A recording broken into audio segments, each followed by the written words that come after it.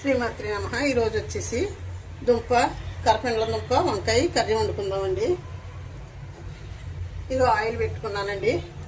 గిన్నె పెట్టుకుని ఆయిల్ వేసుకున్నాను. స్టవ్ వెలిగించుకున్నాను. చూడండి కాగిందేమో చూద్దామండి. కాగిందండి. అంటే ఇది గాని నూనె అండి.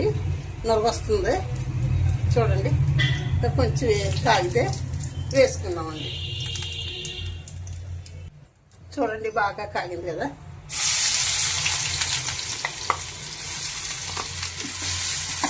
కొంచెం మొక్క ఉంటుందండి. తీసేసి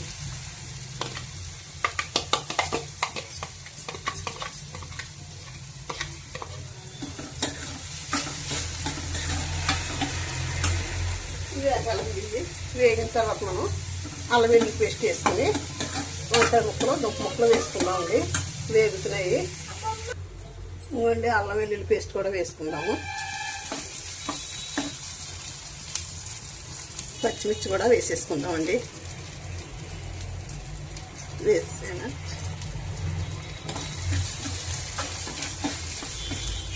ఇప్పుడు ఉప్పు కూడా వేసుకుందామండి.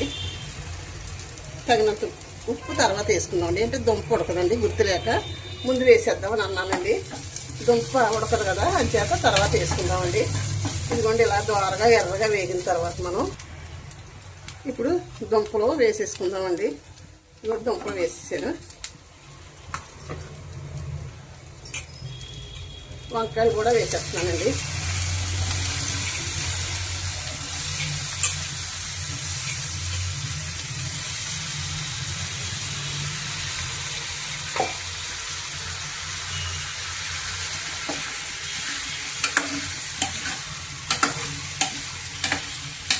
ఇలా కలుపుకుని కాసేపు మూత పెట్టుకుందామండి. మగ్గుతాయి. మగ్గిన తర్వాత మనం ఉప్పు కారం అది వేసుకుందామండి.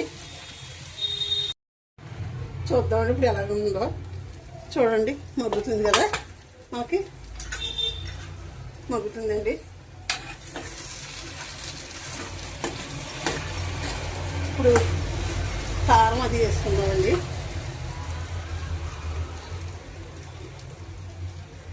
కారం వేసాను. 2 స్పూన్స్ వేసానండి కారం. కొంచెం గరం మసాలా పౌడర్ కూడా వేసుకుందామండి. కొద్దిగా పసుపు కూడా వేసుకుందామండి. పసుపు కూడా వేసాను. ఇప్పుడు ఒకసారి ఇలా కలుపుకొని మనం వాటర్ వేసుకుందామండి. ఉప్పు తర్వాత వేసుకుందామండి. ఒక 2 నిమిషాలు ఉడికిన తర్వాత ఉప్పు వేసుకుందాము.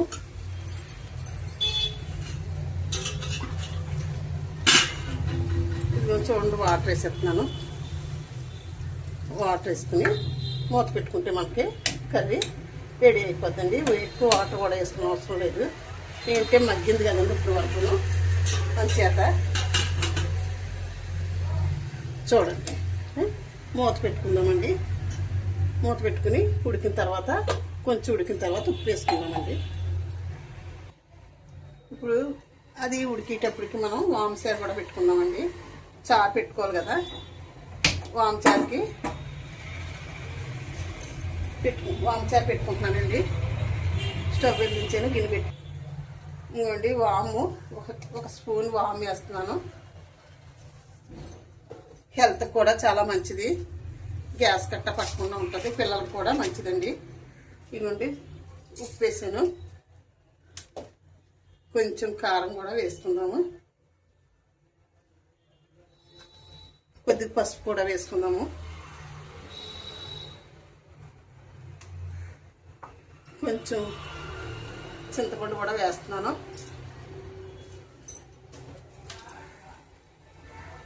బెల్లం కూడా వేస్తున్నాను.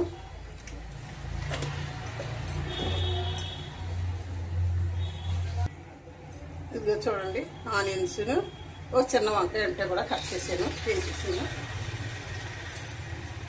ఇదిగోండి కరివేపాకు కూడా వేస్తున్నాను. ఇదిగోండి పుదీనా కూడా వేస్తున్నానండి చారులోని, వామచారులోని. ఇప్పుడు కర్రీలోని ఉప్పు వేసుకుందామండి. ఇందాక వేసుకోలేదు కదా, అంటే దుంప పుడకదనేసి వేసుకోలేదు కదా. ఉప్పు కూడా వేస్తున్నాను. ఇంకా కొంచెం ఉడకాలండి కర్రీ.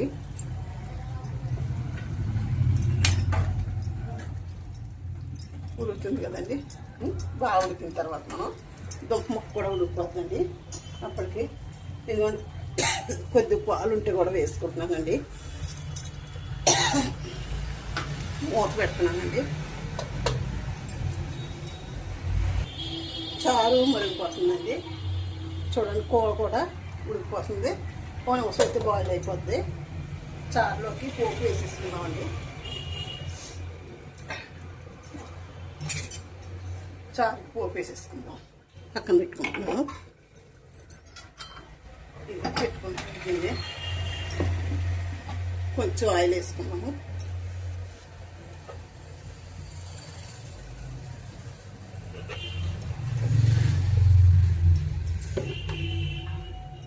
ఆయిల్ వేడెక్కిన తర్వాత ఆవాలు జీలకర్ర అన్నీ వేసేసానండి. ఎండుమిర్చి కూడా వేసేసుకున్నాము.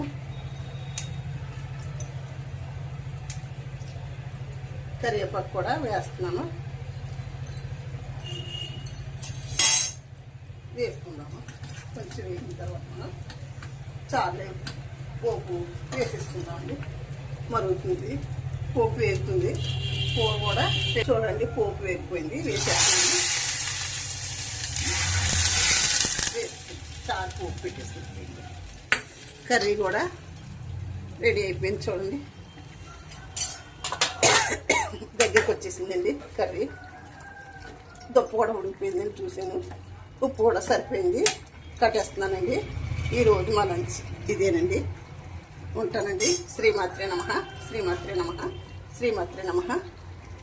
దుప్ప వంకాయ చాలా సూపర్ ఉంటుందండి కర్రీ అయితేని.